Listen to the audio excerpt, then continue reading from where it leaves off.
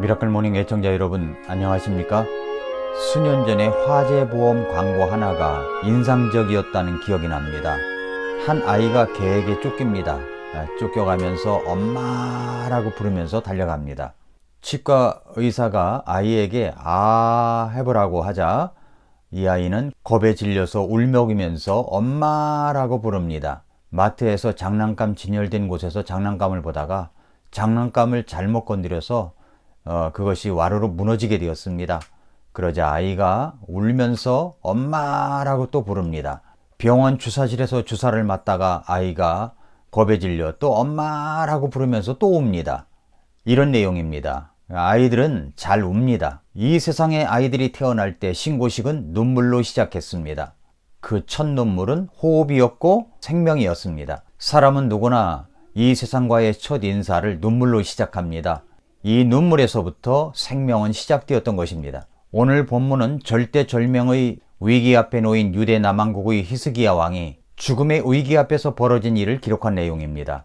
이사야 38장 1절에 보면 그때 히스기야가 병들어 죽게 되매 네 집을 정리하라. 네 집을 정리하라. 병들어 죽게 되어서 넌 이제 죽을 것이니까 정리하라는 겁니다. 사람은 살아가다 보면 이런 순간을 맞이하는 것 같습니다. 죽음의 위기만큼 우리 마음에 충격을 주는 것이 또 있을까요? 아니, 죽을 만큼의 고통이 다가올 때도 있습니다. 사람마다 절대절명의 위기 앞에 처할 때가 있습니다. 지금 우리나라는 절대절명의 위기 앞에 놓여져 있습니다. 지금까지 한 번도 경험해보지 못한 일들이 벌어지고 있습니다. 어떻게 해야 할까요? 우리는 이사야 38장 말씀을 통해서 하나님이 주시는 메시지에 귀를 기울여야 합니다. 절대절명의 위기 앞에서 우리는 어떻게 해야 할까요? 첫째로 얼굴을 벽으로 향하는 것입니다. 이사야 38장 2절에 보니까 그때 히스기야가 자기 얼굴을 벽으로 향하고 라고 말씀했습니다. 얼굴을 벽으로 돌렸다고 하는 것은 세상에 의존하려고 하는 모든 것을 다 끊어버리고 하나님께로만 향했다는 이야기입니다. 얼굴을 벽으로만 향하는 것, 하나님께로만 향하는 것, 이것이 바로 절대절명의 위기 앞에 우리가 해야 될 일입니다. 하나님 앞에 울어야 합니다. 하나님만을 향하여 얼굴을 고정시킨 다음에 우리가 하나님 앞에 울어야 합니다. 그래서 저는 역대하 20장 12절 말씀을 좋아합니다. 오 우리 하나님이여 주께서 그들을 심판하지 아니하시려나이까? 우리를 치러 오는 이 큰 무리를 대적할 능력이 우리에게 없고 우리가 어떻게 할 줄을 모르며 우리 눈이 주만 바라보나이다. 이 말씀입니다. 어떻게 할 줄을 우리가 모르겠고 우리가 주만 바라보나이다. 주님만 바라봅니다. 이것이 바로 얼굴을 벽으로 향하는 것입니다. 어느 날 갑자기 여러분에게 난치병이라고 하는 질병이 발병되어서 내일 어떻게 될지 모르겠다는 선언을 받았다고 합시다. 여러분 마음이 어떤 마음이 들겠습니까? 충격과 고통 속에서 기도도 나오지 않을 수 있습니다. 멘탈 붕괴라고나 할까요? 멘붕 상태가 될 것입니다. 그때 우리가 해야 할 일은 단 한 가지입니다. 우리 하나님 앞에 얼굴을 고정시키고 벽으로 향하고 내 마음을 하나님 앞에 그대로 다 쏟아 놓는 것입니다. 저에게는 이런 것을 감당할 능력이 없습니다. 어떻게 할 줄도 모르겠습니다. 오직 주님만 바라보겠습니다. 이런 마음을 갖고 우리가 하나님 앞에 얼굴을 고정시키는 것입니다. 이것이 바로 히스기야 왕의 기도였습니다. 이것이 바로 고통을 당하는 저와 여러분의 기도이어야 합니다. 지금 우리는 절대절명의 위기 앞에 놓여져 있습니다. 우리의 얼굴을 벽으로 향하십시오. 다른 것을 의지하지 말고 하나님만 바라봐야 됩니다. 이것이 첫 번째입니다. 두 번째로는 눈물 기도를 드리는 것입니다. 이사야 38장 2절 3절에 보니까 그때 히스기야가 자기 얼굴을 벽으로 돌리고 주께 기도하여 이르되 오 주여 간청하오니 내가 진실함과 완전한 마음으로 주 앞에서 걸었으며 또 주의 눈앞에서 선한 것을 행하였음을 이제 기억하옵소서 하고 히스기야가 통곡하였더라 라고 말씀합니다. 하나님 앞에서 온전한 사람도 고통이 올까요? 믿음 좋은 사람도 고통이 올까요? 크리스천이 많은 나라도 고통이 올 수 있을까요? 온다는 것입니다.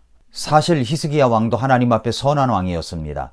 열왕기하 18장 5절에 보면 히스기야가 주 이스라엘의 하나님을 신뢰하였으니 그러므로 그 이후에 유다 왕들 중에 그와 같은 자가 없었고 또한 그 이전에도 없었더라 라고 말할 정도로 히스기야 왕은 하나님 앞에서 선한 왕이었습니다. 내가 그래도 하나님 앞에 믿음을 갖고 열심히 생활했는데 내게 왜 이런 고통이 다가오느냐고 생각할 수 있습니다.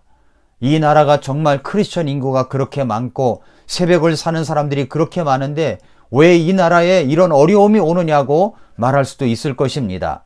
그러나 고통은 누구에게나 다 다가오는 것입니다. 의인도 고난을 당할 수가 있습니까? 그렇습니다. 욥도 고난을 당했었습니다. 히스기야 왕도 고난을 당했습니다. 그런 고통이 올 때 우리는 무엇을 해야 하는 것입니까? 히스기야는 눈물 기도를 드렸습니다. 우리도 눈물 기도를 드려야 합니다. 울어야 삽니다. 사실 우리의 첫 언어는 눈물이었습니다. 우리가 태어나면서부터 첫 언어가 바로 울음이었지 않습니까? 그 다음에 웃음을 배운 것입니다.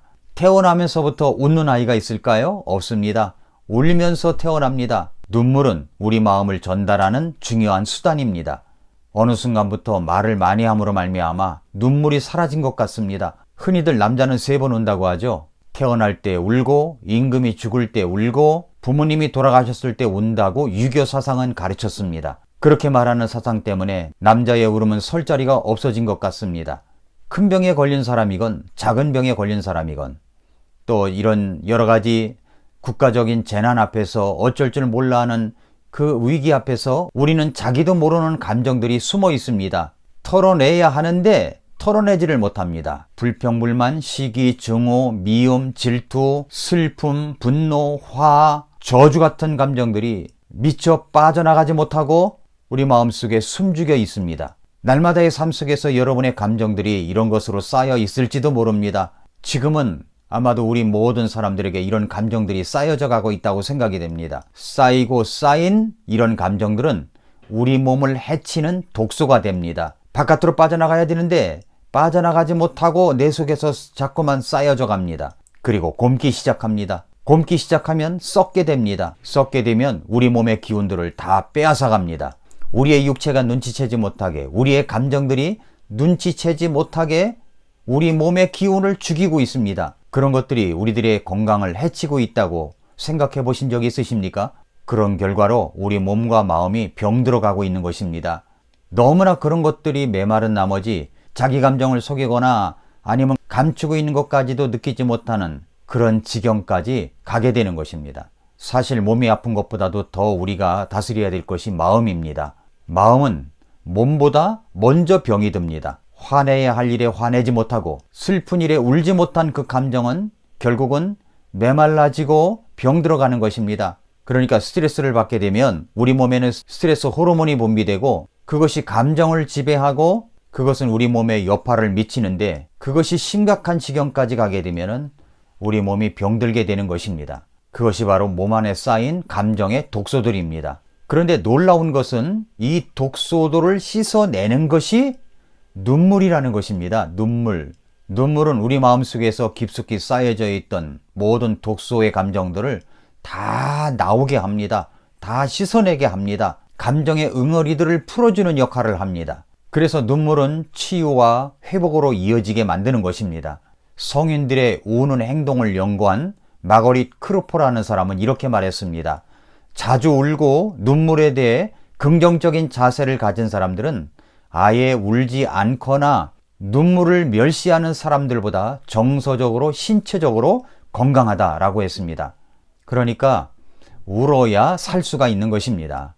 한 23년 전인 것 같은데 1997년 8월에 영국의 왕세자비인 다이애나가 교통사고로 불행하게도 세상을 떠나고 말았습니다. 당시 영국 전체가 아주 큰 슬픔에 빠졌습니다. 다이애나의 순탄치 않은 그 인생길을 생각하는 영국 사람들은 너무나 슬픔에 복받쳐 어쩔 줄을 몰라 했습니다.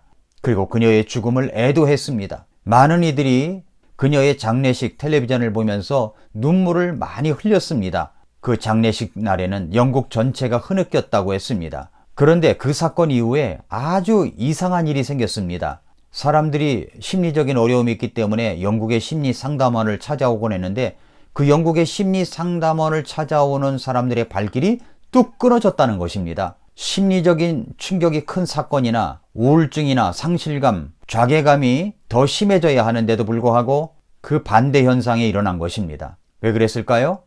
그 다이애나의 죽음으로 인한 그 슬픔의 눈물이 모두 흘려져 내렸기 때문에 그 안에 있던 모든 감정의 독소들이 다 씻겨져 내려가 다 해결이 된 것입니다. 다이애나의 죽음으로 실컷 울어버린 눈물이 바로 해답이었습니다.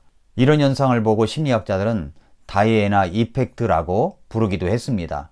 우리가 병에 안 걸리면 면역세포가 올라가야 됩니다.